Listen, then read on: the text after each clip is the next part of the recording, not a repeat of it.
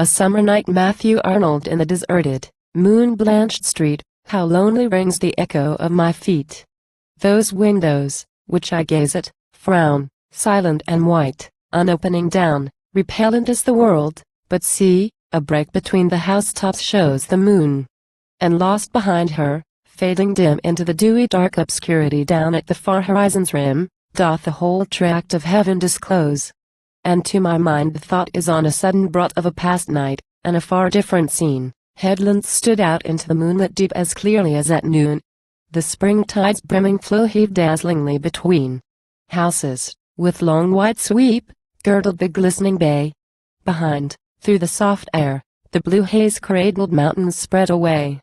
That night was far more fair, but the same restless pacings to and fro, and the same vainly throbbing heart was there, and the same bright, calm moon.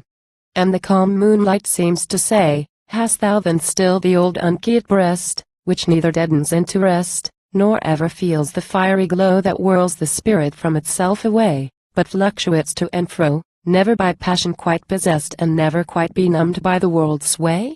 And I know not if to pray still to be what I am, or yield, and be like all the other men I see. For most men in a brazen prison live, where, in the sun's hot eye, with heads bent o'er their toil, they languidly their lives to some unmeaning task-work give, dreaming of naught beyond their prison wall. And as, year after year, fresh products of their barren labor fall from their tired hands, and rest never yet comes more near, gloom settles slowly down over their breast. And while they try to stem the waves of mournful thought by which they are pressed, death in their prison reaches them, unfreed, having seen nothing, still unblessed. And the rest, a few, escape their prison and depart on the wide ocean of life anew. There the freed prisoner, where'er his heartly step will sail, nor doth he know how they prevail, despotic on that sea. Trade winds which cross it from eternity, while he holds some false way, undebarred by thwarting signs, and braves the freshening wind and blackening waves.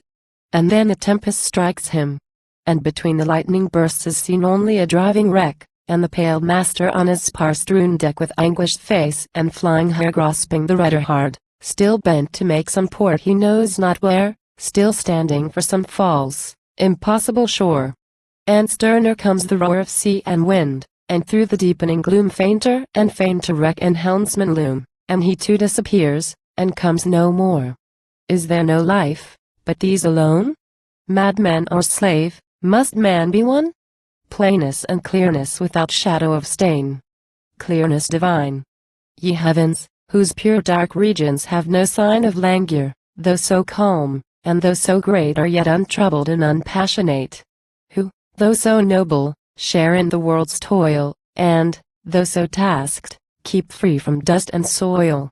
I will not say that your mild deeps retain a tinge, it may be, of their silent pain who have longed deeply once, and longed in vain, but I will rather say that you remain a world above man's head, to let him see how boundless might his soul's horizons be, how vast, yet of what clear transparency.